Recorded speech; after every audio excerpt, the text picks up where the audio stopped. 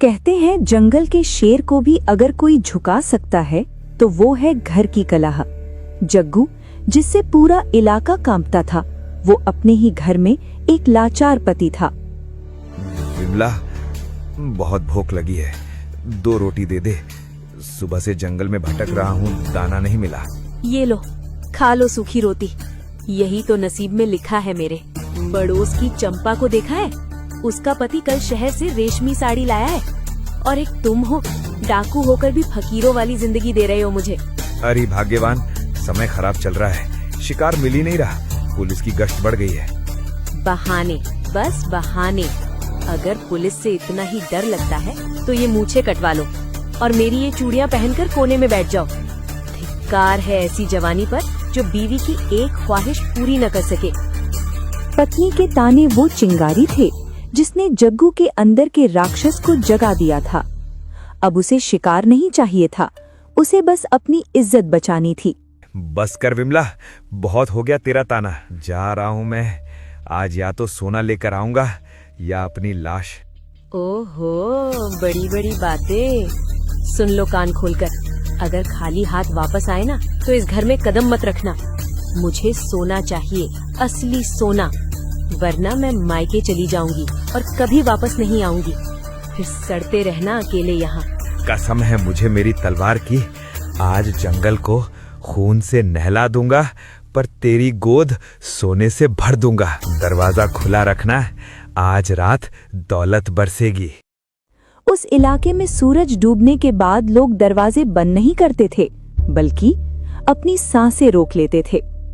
हवाओं में ठंडक थी, लेकिन लोगों के पसीने छूट रहे थे, क्योंकि जग्गू का नाम ही मौत का दूसरा नाम था। सुना है आज जंगल में फिर हलचल है, हवा का रुख बदल गया है। लगता है वो शैतान आज फिर शिकार पर निकला है। धीरे बोल रामदीन, धीरे। दीवारों के भी कान होते हैं। यहाँ तो फिर भी जंगल है, हवा भी उसकी जासूस है। कहते हैं उस पापी के पैर जहाँ पड़ते हैं वहाँ की घास भी काली पड़ जाती है। वो इंसान नहीं, जंगल का शाप है। अरे काका, आप लोग भी ना बस कहानियां बनाते हो। मैं शहर से होकर आया हूँ, वहाँ लोग चांद पर पहुँच गए हैं और तुम लोग यहाँ एक मामूली डाकू से डर रहे हो। मामूली? और नहीं तो क्या, है तो वो एक इंसान ही ना, 2 हाथ 2 पैर। पुलिस उसे पकड़ती क्यों नहीं? अगर मेरे हाथ में बंदूक होती तो मैं खुद जाकर। चुप मूर्ख, जुबान को लगाम दे। वो डाकू नहीं, काल है काल। पुलिस? अरे पुलिस के आने तक तो लाशें ठंडी हो जाती हैं। तुझे पता नहीं है बालू, पिछले महीने उस बंजारे के साथ क्या हुआ था? बेचारा अपनी बेटी के लिए शहर से गुड़िया ला रहा था। बस उसने जग्गू की आंखों में आंख डालकर देखने की गलती कर दी। तो क्या हुआ? सुबह उसकी लाश पेड़ से लटकी मिली थी और गुड़िया के हाथ पैर अलग करके उसकी जेब में डाल दिए थे। जग्गू ने संदेश छोड़ा था, जो मुझे आंख दिखाएगा उसका यही हाल होगा। वो सिर्फ मारता नहीं है बालू, वो रूह को कांपा देता है। गांव वालों को लगता था ये रात भी हमेशा की तरह काली होगी। उन्हें नहीं पता था आज ही वो घड़ा फूटने वाला है और पाप का हिसाब होने वाला है।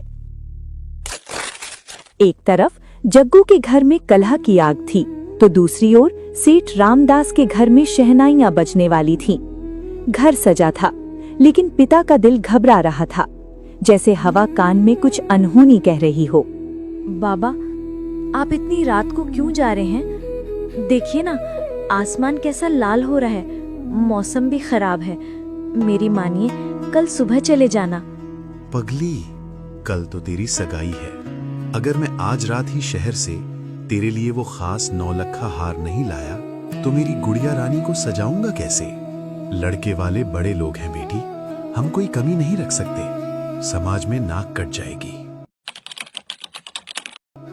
मुझे हार नहीं चाहिए बाबा, मुझे कोई जेवर नहीं चाहिए, बस आप ठीक से वापस आ जाओ। मेरा दिल बहुत जोर से धड़क रहा है बाबा, जैसे कोई बहुत बुरी खबर आने वाली हो। मत जाइए ना। गौरी, तू तो मेरी बहादुर बेटी है। एक पिता के लिए उसकी बेटी की खुशी से बड़ा कोई खजाना नहीं होता। ये सिर्फ जेवर की बात नहीं है, ये तेरे पिता की जुबान का सवाल है। मैंने समधी जी को वचन दिया है। लेकिन बाबा, जंगल का रास्ता सुना है वहाँ खतरा है। खतरा जिंदगी में हर जगह है बेटा, पर तेरे बाबा के साथ काका है ना।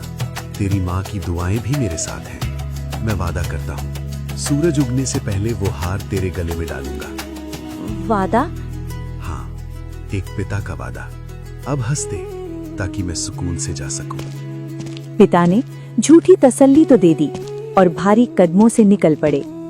बेटी ने उम्मीद का दिया जला दिया था, लेकिन उसे नहीं पता था जंगल का काल उस दिए को बुझाने को तैयार बैठा है।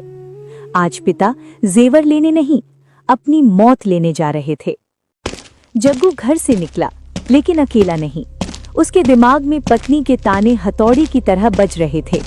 अमावस की रात थी और जंगल मौत की तरह शांत। हर पेड़, हर पत्ता उसे विमला का चेहरा बनकर चिढ़ा रहा था।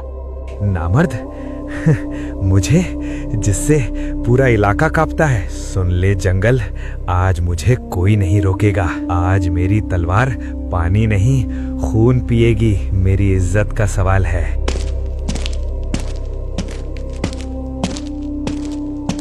इसी सन्नाटे को चीरते हुए सेठ रामदास और काका आगे बढ़ रहे थे। सीने से चिपकी थी एक पोटली, जिसमें बेटी की शादी के जेवर थे। मालिक, रुक जाइए, मेरी मानिए तो अब भी वक्त है। पिछले गांव में वापस मुड़ चलते हैं। ये मामूली जंगल नहीं है मालिक, ये काली घाटी है। यहाँ के बुजुर्ग कहते हैं, इस जंगल के पत्तों पर रात को ओस नहीं, राहगीरों का खून टपकता है। देखिए, आज तो जानवर भी खामोश हैं। काका, वापस कैसे मुड़ जाए? तू जानता है कल मेरी बेटी गौरी की सगाई है। ये जेवर सिर्फ सोने के टुकड़े नहीं है काका, ये मेरी बेटी की इज्जत है, मेरे खानदान की नाक है। अगर मैं कल सुबह तक नहीं पहुंचा तो समाज क्या कहेगा? लेकिन मालिक, जान रही तो इज्जत भी बच जाएगी। मुझे किसी के चलने की आहट आ रही है।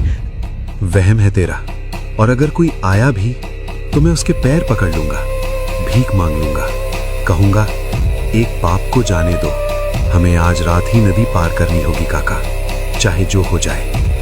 पेड़ के पीछे छिपा जग्गू उन्हें देख रहा था। उसे उन दो इंसानों में जान नहीं, सिर्फ पत्नी के लिए सोने का हार दिख रहा था। आ गया मेरा शिकार, आ गया। सही कहा था विमला, किस्मत बहादुरों का साथ देती है। देख, वो पोटली कैसे चमक रही है। अब तेरे ताने हमेशा के लिए बंद हो जाएंगे। अचानक आए तूफान ने हिम्मत तोड़ दी। मालिक, भागिए। भागना मत, जो भागा उसके पैर अलग कर दूंगा। चुपचाप वहीं खड़े रहो। उस पल जंगल में दो पिता खड़े थे, एक जो बेटी का घर बसाने को भीख मांग रहा था और दूसरा जो अपना घर बचाने को किसी का घर उजाड़ने पर तुला था। भाई, मेरे पैर ले ले, मेरे हाथ काट ले, पर ये पोटली मत छीन। तुझे पता है ये क्या है? तुझे पता है ये क्या है? ये सिर्फ सोने के टुकड़े नहीं है डाकू, ये मेरी 20 साल की मजदूरी है। मेरी बेटी गौरी की शादी है कल। अगर ये जेवर नहीं पहुंचे तो ससुराल वाले बारात वापस ले जाएंगे। मेरी फूल जैसी बच्ची जहर खा लेगी, उस पर तो रहम कर। बेटी की शादी, हटा अपना सिर। दुनिया में सबकी बेटियां रो रही है सेठ। लाह, इधर दे ये पोटली। नहीं, मैं जान दे दूंगा, पर अपनी बेटी का सुहाग नहीं दूंगा।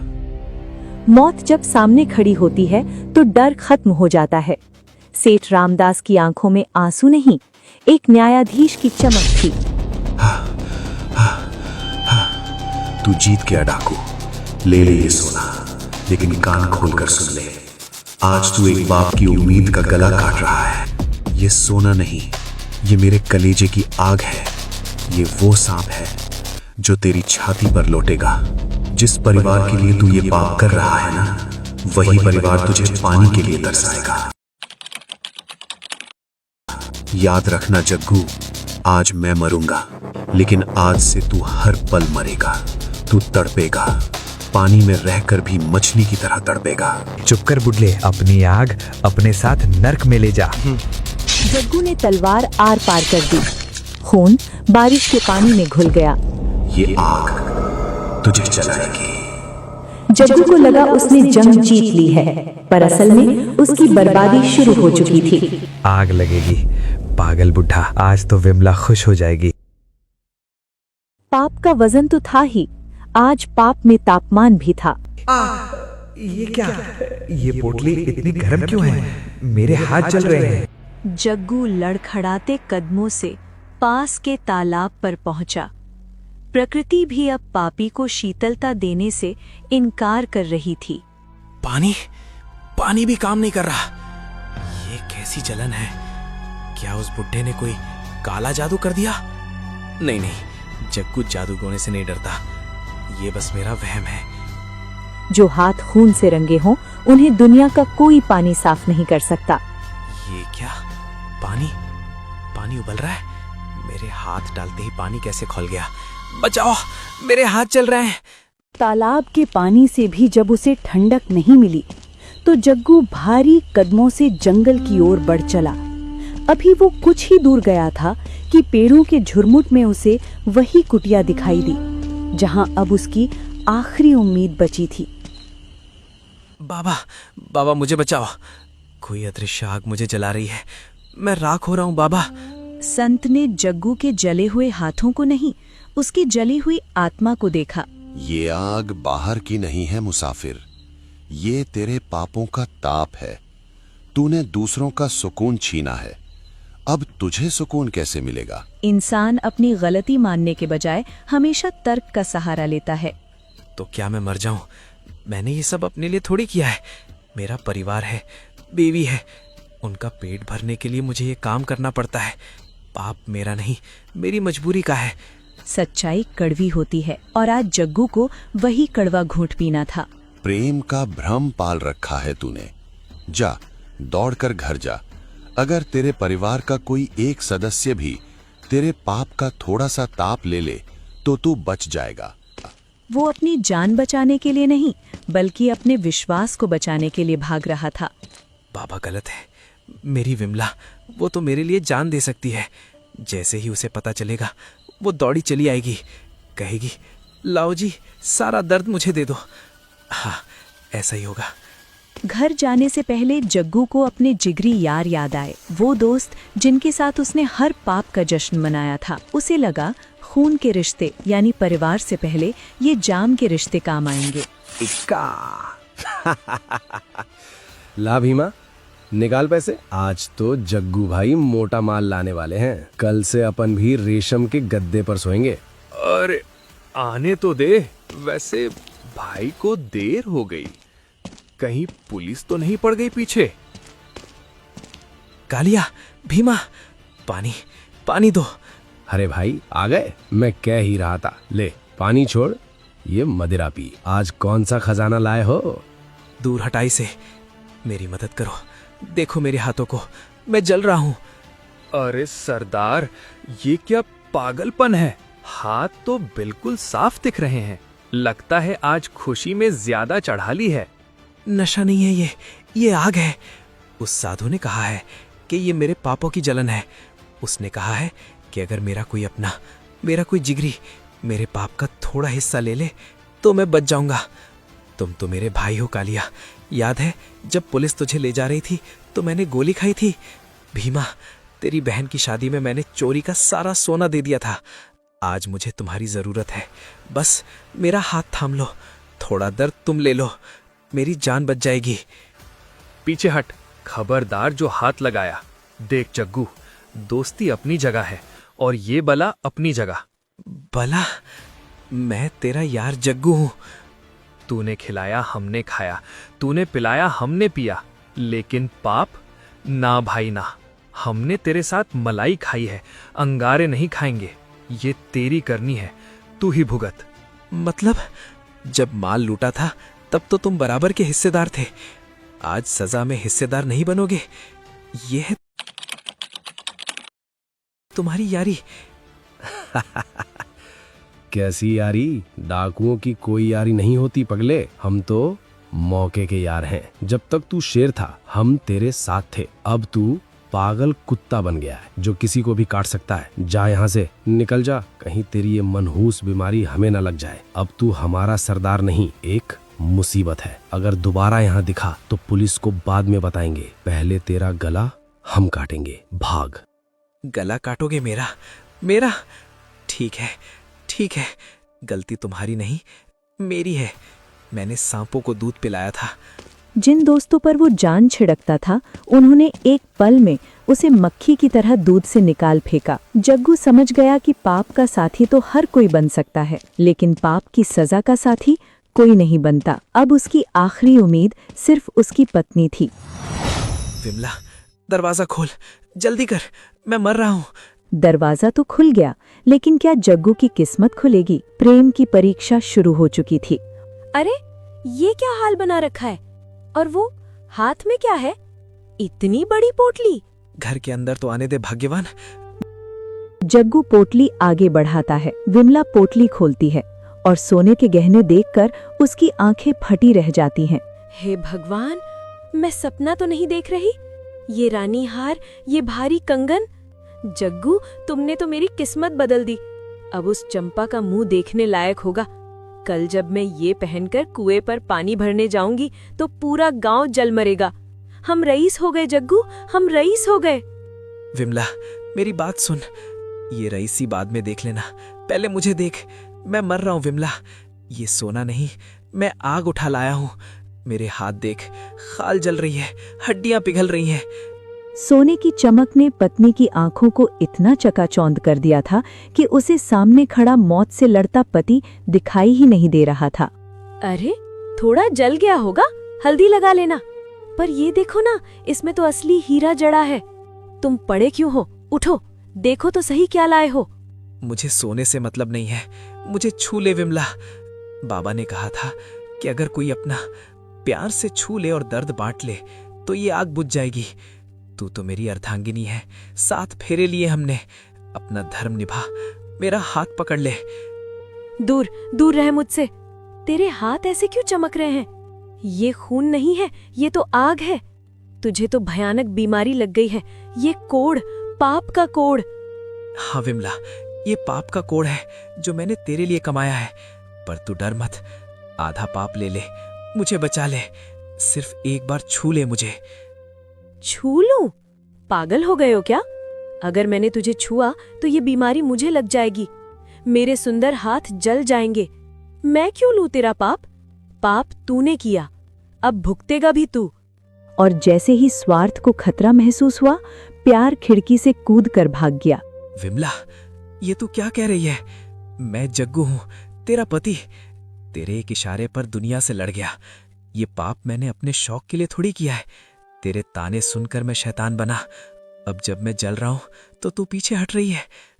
जबान मत लड़ा मुझसे। मैंने तुझसे सोना मांगा था, श्राप नहीं।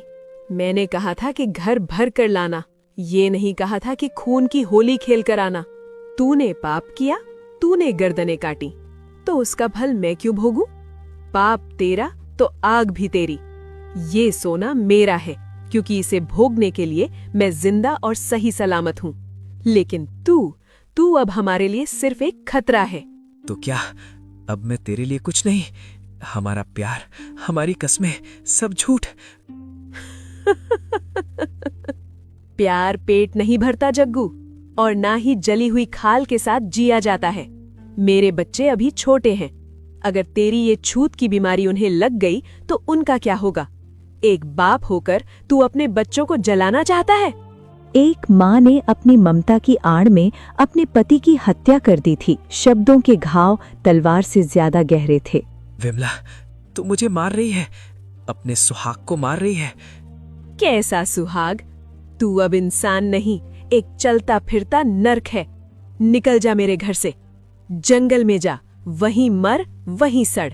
लेकिन अपनी काली परछाई भी मेरे घर पर मत पड़ने देना। विमला उसे जानवरों की तरह पीटते हुए धक्के मारकर दरवाजे तक ले जाती है और बारिश में बाहर कीचड़ में फेंक। देती है। विमला, दरवाजा मत बंद कर। मैं कहाँ जाऊंगा?